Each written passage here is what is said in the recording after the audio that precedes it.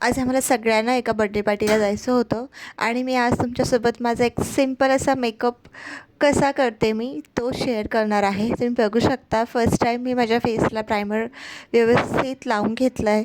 Moisturiser actually मध्येच माझं संपून गेलं आणि ते राहून गेलं.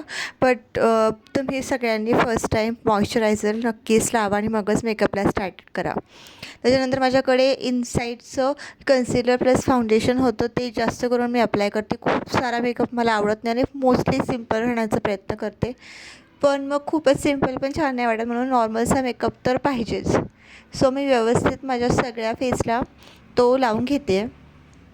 पण जो लावताना आधी आपण थोडासा लावून आणि तो स्पंज आहे तो फर्स्टली तुम्ही थोडासा वेट करून तो पिळून घ्या आणि मगच लावा, जेणेकरून तुमचे जे फाउंडेशन तुम्ही लावताय किंवा कन्सिलर जे लावताय ते फाटणार नाही आणि तुमची स्किन कोरडी कोरडी दिसणार नाही. म्हणून थोडंसं वेट करून व्यवस्थित सगळीकडे स्प्रेड करा आणि स्प्रेड करताना ते टॅप टॅप करायचं आहे, हे विसरू नका, कारण ह्या चुका मीही आधी केलेल्या आहेत. सो त्याच्यानंतर कॉम्पॅक्ट लावायची वेळ आली. कॉम्पॅक्ट पण आपल्या शेडचंच घ्या, जेणेकरून खूपच फेअर नाही वाटणार. पण माझं हे कॉम्पॅक्ट आय थिंक थोडंसं डल आहे, सो माझी स्किन थोडीशी डल वाटायला लागली होती नंतर. But even me next time माझ्या शेडचं नक्कीच घेईल. मग लायनर लावलं आणि लायनर वाळतं आहे तोपर्यंत मग मी बाकीचा मेकअप करून घेते. आणि लिपस्टिक लावायच्या आधी मोस्टली तुम्ही लिप बाम लावा आणि मगच लिपस्टिक अप्लाय करा, जेणेकरून तुमच्या ओठांना काहीच त्रास होणार नाही लिपस्टिकचा. माझी इनसाईडची लिपस्टिकसुद्धा ऐन वेळेवर सापडत नाही आहे. सो होतच राहतं, आपण अचानक तयार करायला घेतलं की आपली एक वस्तू सापडते तर एक सापडत नाही. मग तसंच लायनर वाळतं आहे तोपर्यंत म्हटलं हेअरस्टाईल करून घेऊ आणि सिम्पल अशी हेअरस्टाईल करायला घेतली. ही मोस्टली मी करते, ही माझी फेवरेट हेअरस्टाईल आहे. माझ्या मोस्ट ऑफ लुक्समध्ये हीच हेअरस्टाईल असते. मग मी पाठीमागे केस मोकळे सोडायचं ठरवलं, कारण पार्टी होती, सो वेणी वगैरे काही डल वाटलं असतं. सो म्हटलं की केस थोडेसे मोकळे सोडूया, म्हणून मी दोन्ही साईडला कर्ल करून केस पाठीमागून मोकळे सोडले विथ क्लचर. माझे हेअर खूप कर्ली आहे, सो कधी कधी मला आवडत पण नाही. मला स्ट्रेट हेअर्स आवडतात, पण मग काय आहे ते आहे, आपण काय प्रत्येक वेळेस हेअर्स थोडीच ना स्ट्रेटनिंग करू शकतो. सो आपण आहे त्या लुकमध्ये छान वाटतो. लायनर तोपर्यंत वाळलं होतं, म्हणून मी आता मस्कारा अप्लाय केला आणि माझा हा सिम्पलसा लुक होतो आहे. तोपर्यंत माझ्या लेकीसुद्धा त्यांचा मेकअप करत आहे, तुम्ही बघू शकता. आई तशी मुलगी असं म्हणतात, तसंच चालू आहे काहीतरी. मी मेकअप केला तसा बघितला आणि मॅडम स्वतःसुद्धा तसाच मेकअप अप्लाय करत आहेत.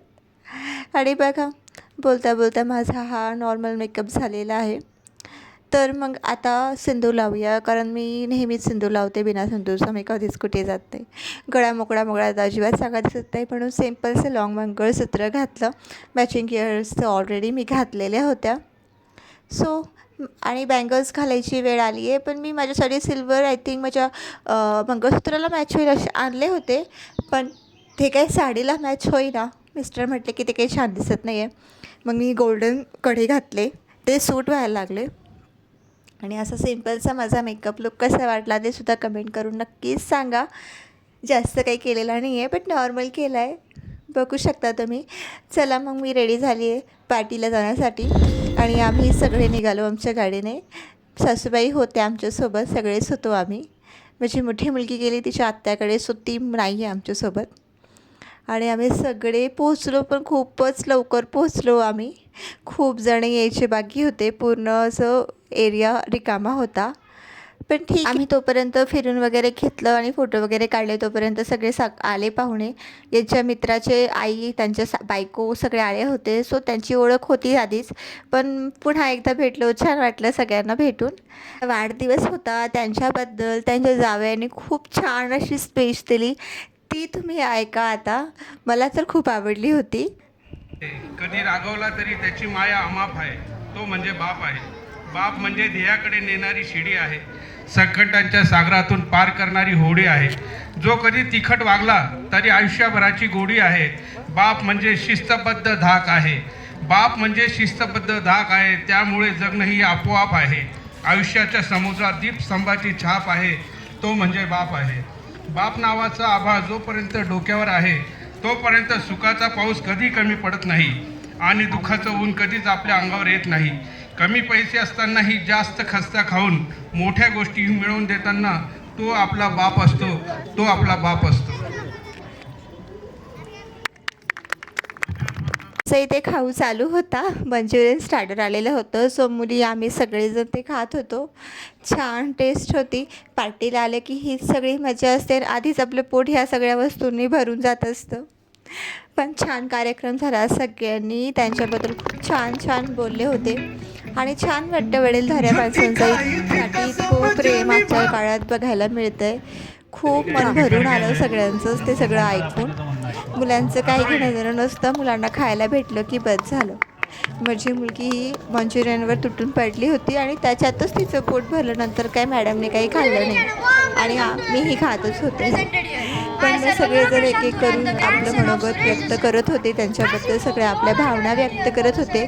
छान वाटलं आम्ही सगळ्यांना ते ऐकून. सगळ्यांनी खूप जास्त एन्जॉय केलं. मीही एन्जॉय केलं, पण मुलींनी जास्त एन्जॉय केलं कारण मुलांना अशा पार्टीज वगैरे खूप आवडतात आणि ओपन स्पेस होता.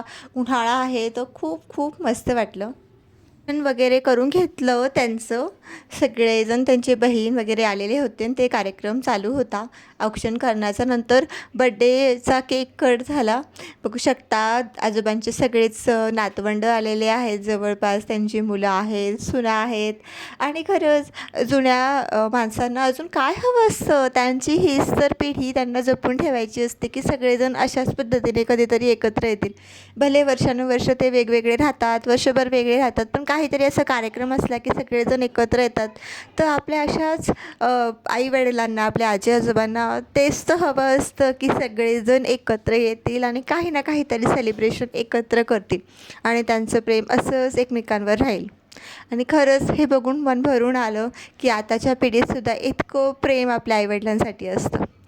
तर कार्यक्रम संपला आणि आम्ही सगळेजण जेवायला घेतलं. खरंच जेवण खूप छान होतं. खूप छान आयटम्स होते. सगळ्यांनी पोटभर आणि मनभर दोन्ही खाल्लं. आधीच खूप मंचुरियन्स खाल्ले होते पण तरीसुद्धा खाल्लं सगळ्यांनी. केक वगैरे तर मुलींना खूप आवडला. नंतर होती आईस्क्रीम. आम्ही सगळ्यांनी 2-2 वाट्या तरी खाल्लीच आणि मुलांचे उरतात ते सुद्धा आम्हाला बरंच खावं लागलं. सो खूप छान झाली पार्टी आणि त्याच्यानंतर आमच्या सासूबाईंच्या आणि ह्यांच्या मित्राच्या आईंच्या म्हणजे दोघं सासूंच्या गप्पा चालू होत्या. मी त्यांचे फोटो क्लिक्स केले आणि ते चालू तोपर्यंत आम्हीही फोटो क्लिक्स करून घेतले आमचे. मग त्या दोघी आल्या, मग त्यांचेही फोटो आम्ही मस्त मस्त काढले. छान गप्पा ठप्पा झाल्या, मस्त गेट टुगेदर झालं. आता वेगळा असा ब्लॉग कसा वाटला नक्कीच कमेंट करून सांगा. तोपर्यंत बाय.